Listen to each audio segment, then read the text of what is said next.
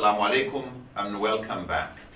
We've been discussing this weakness and impediment many of us have to some degree. Some have other problems as they are big problems, but for many of us, seeking acceptance is a big challenge. We like everybody to be pleased with us. Unfortunately, we sometimes like Shaitan to be pleased with us, especially if he happens to be in control of our friends or one of our friends, and if he happens to be the big pendulum, the big influencer. One problem that many of us face is when people say, oh, everybody is saying this about you, and that disturbs us. What will people say? When what you're doing is what integrity calls for. Let us be really careful about this issue of what will everybody say? What will people say? Like who? What do you mean everybody? Who knows you? How can everybody care about you? Who's the most influential person in your life? Who are the most influential people? Most people are just background noise in your life. They'll gossip, but what do they say? It shouldn't matter. So it is good to know who in your life should be background noise. Their opinion should not affect your behavior. So you may have somebody who is within your family, extended family, neighborhood, community, working environment. Somebody who, if they say this about you, should not worry you. Why? You don't trust the integrity of that person. The person has never meant well to you or meant well for you. This person has never cared about your progress. Why do you care about what they think or what they say everybody else thinks? And this is why gossip is really, really dangerous. Because you get this very exaggerated view of how the rest of the world looks at you. If I dress in a particular way, if I say I will not drink, if I don't wear hijab, if I wear hijab, if I this, if I, what will people say? What will people say? Who cares what will people say? We should be more caring of what will good people say. What would respectable people say? What will people who are close to Allah say? That should matter more. And of course, ultimately, what will Allah say? What can I stand before Allah and do and defend?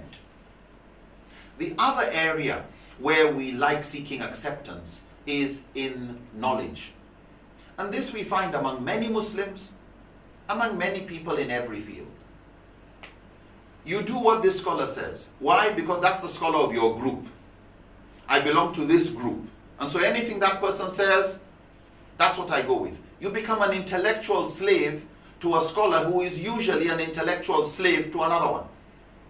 A scholar is a slave to every other teacher so long as he is not thinking independently and can say, but I disagree with my teacher on this issue.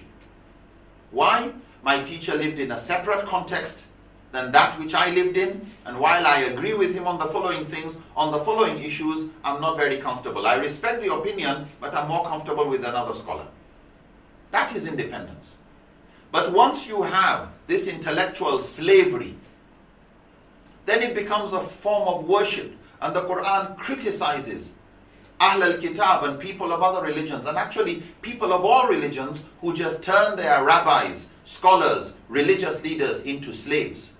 And they follow them, whether they are right or wrong, making halal and haram and giving fatwas that are inappropriate or out of sync with context, reality, and the maqasid objectives of Sharia.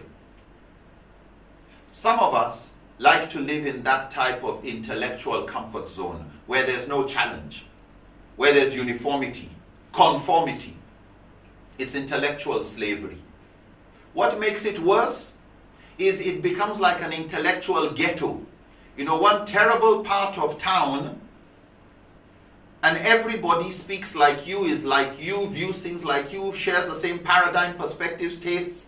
They're just like you. And unfortunately, while we think we are more exposed in the world today, you know, I'm on the internet and all of that, but many of your groups on WhatsApp are people just like you. The people who like you on Facebook, the people who follow you on Twitter, the people who are with you on Snapchat or Instagram, etc., are people just like you. They may differ a little, but you don't get challenged. Anything you say, nobody tells you, well, there's another way of looking at it. There's another opinion that may be more correct. Yours may be correct, but that is one perspective. There's another perspective. To compound this problem, artificial intelligence, now following us as we browse the internet, as we read the news, these programs and cookies follow us to see what are we looking at. Whose videos do we like to watch?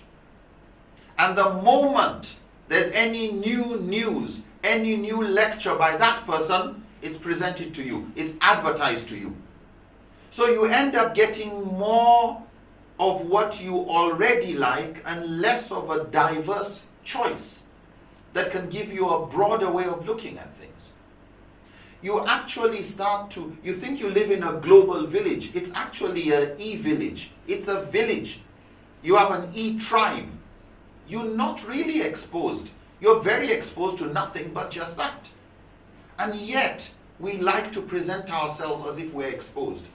And sometimes you attend meetings where people discuss issues that are of interfaith relevance, inter-ethnic relevance, inter-regional relevance, all of that.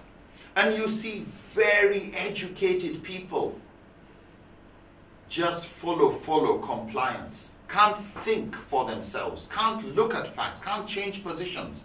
They just comply with their group. We see religious leaders behaving like flags. They just want to seek the acceptance of their people. They behave like flags. If I ask you, what direction do flags blow the wind in? In which direction do flags blow the wind?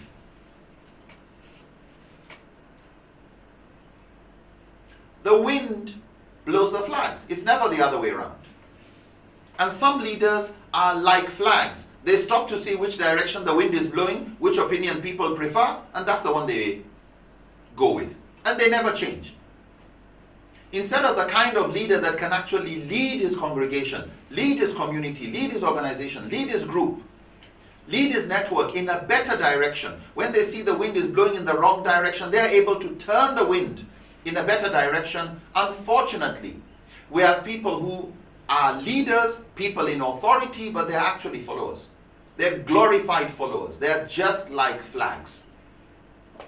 And this is dangerous because these people look like leaders. The real leaders are the wind blowers. Who is determining the direction of the wind? Not the person in authority. He looks like a leader. He's actually just a big manager. The leaders are the ones who are directing the thought process of people, influencing others.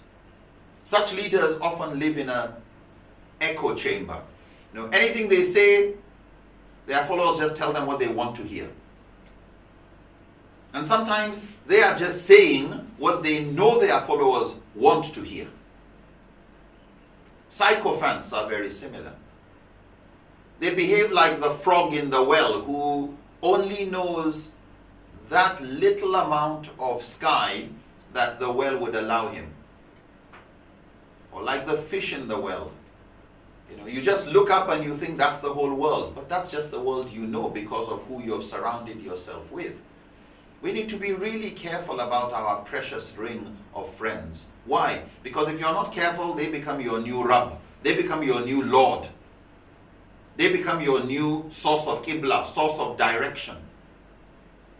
One of those things Islam teaches us is that in every move we make, we should always remember Allah. And so the Prophet ﷺ recommended every new action you want to take, say Bismillah. Put shoes on, put your shirt on, sit down, stand up, eat, open something. Everything you should remember Allah while doing.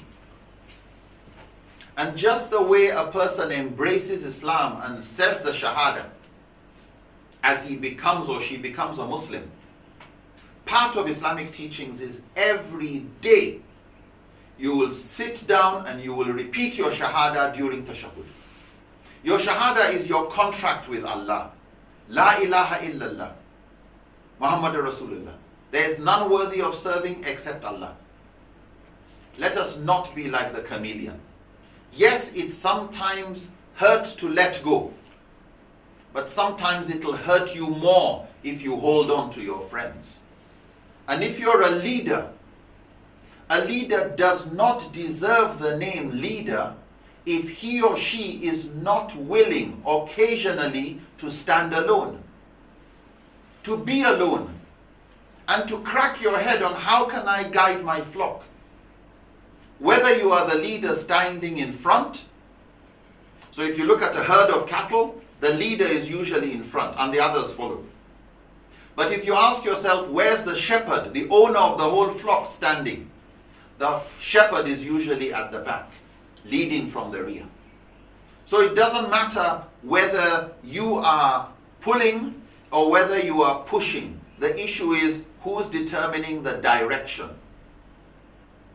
And as a leader, you must be a leader of your life, the leader of your choices, and make sure your Shahada guides you closer and closer, day by day, hour by hour, closer to Allah. That every time we ask Allah, Ihdina Siratul Mustaqim, Allah guide us on the straight path, that we are also doing those things to be guided and removing those impediments that take us away from Allah's path. A recap to close the subject of our impediments to growth. The first we mentioned is that of self-delusion. Being wrong, but thinking we are right. Not knowing, but thinking we know. And not caring to know.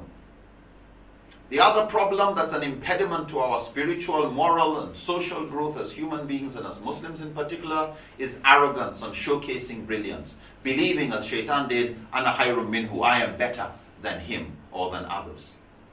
The third is that of being comparative. Always looking at the others. Always considering what is the average and then you decide. Always looking sideways instead of looking at what you have, being grateful. If you're going to look at others and what they have, look at them in things where it is good to emulate. Envy their knowledge if that will motivate you. Envy their humility if that will help you become more humble. Envy their simplicity. Envy their kindness. But not to make you start looking down upon yourself and belittling all the gifts that Allah has given you. Say Alhamdulillah, there's always room for improvement, but never question Allah's distribution system of His rizq and how He gives things to people. Defensiveness is the fourth one.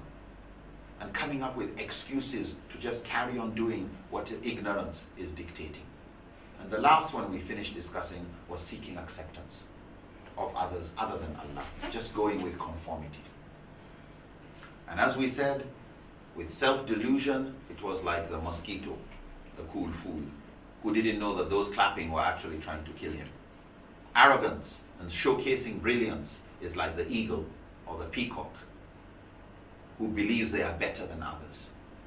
Being comparative, like the dog with the bone, who looked in the water, saw another dog with a bone, and jumped in to get it, and lost his own. Always comparing what you have with others and then looking down upon it. And if others have something less, then you are happy. Being defensive, like a crocodile, and seeking acceptance, like the chameleon, or the dog that will just follow his master, whether the master is a criminal or a saint. Let's be very careful about these obstacles. In subsequent episodes, we shall discuss how to overcome these obstacles.